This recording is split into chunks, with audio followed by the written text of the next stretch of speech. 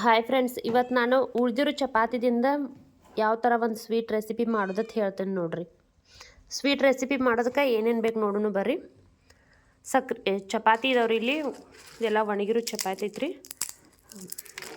ಇದಕ್ಕೆ ಸಕ್ರೆ ಬೇಕ್ರಿ, 1 ಬೌಲ್ ಹಾಲು, ಈ ತುಪ್ಪ, 1-2 ಏಲಕ್ಕಿ, ಅದು ಗೋಡಂಬಿ ರೀ, ಅದೆಲ್ಲ ಆಪ್ಷನಲ್. ಗೋಡಂಬಿ, ಬಾದಾಮ, ಒಣ ದ್ರಾಕ್ಷಿ ನೀವೆಲ್ಲ ಏನು ತೊಗೋತಿರಲ್ಲ ಅದೆಲ್ಲ ನಿಮಗೆ ಬೇಕಂದ್ರೆ ತೊಗೋಬೋದ್ರಿ, ಇಲ್ಲಾಂದ್ರೆ ನಡಿತೈತ್ರಿ.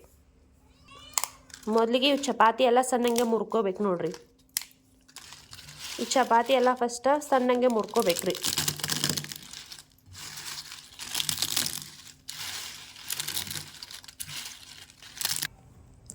ಇದು ನೋಡ್ರಿ, ಚಪಾತಿ ಎಲ್ಲ ಈ ಥರ ಸಣ್ಣ ಮುರ್ಕೊಂಡೈತ್ರಿ.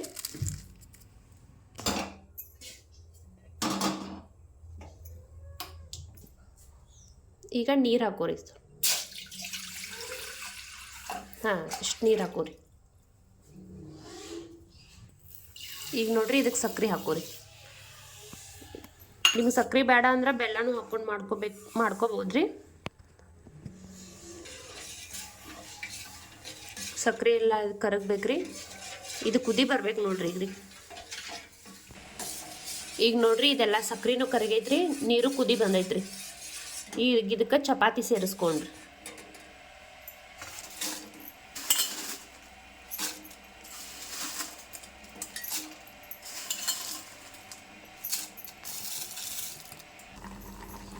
ಈ ಥರ ಕುದಿಯತೈತೆ ನೋಡ್ರಿ. ಇದ್ರಿ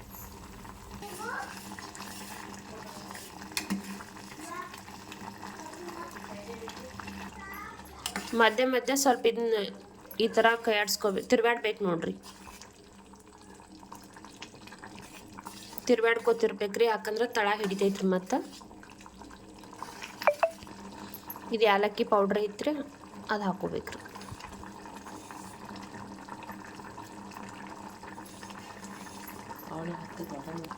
ಇವಾಗ ಗೋಡಂಬಿ ಹಾಕ್ರಿ.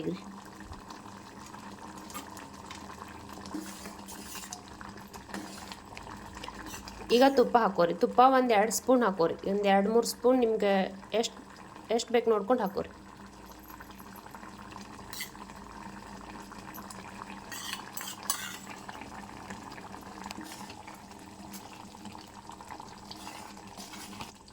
ಈಗ 1 ಬೌಲ್ ಹಾಲು ತೊಗೊಂಡಿವ್ರಲ್ಲ, ಅದನ್ನ ಲಾಸ್ಟಿಗೆ ಹಾಕ್ಕೋಬೇಕು ನೋಡ್ರಿ.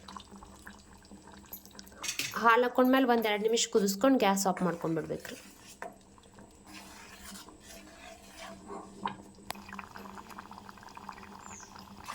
ಈಗ ನೋಡ್ರಿ, ಇದು ರೆಡಿ ಆಗೈತ್ರಿ.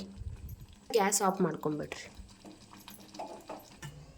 ಈಗ ನೋಡ್ರಿ, ಚಪಾತಿ ಹುಗ್ಗಿ ರೆಡಿ ಆಗೈತ್ರಿ.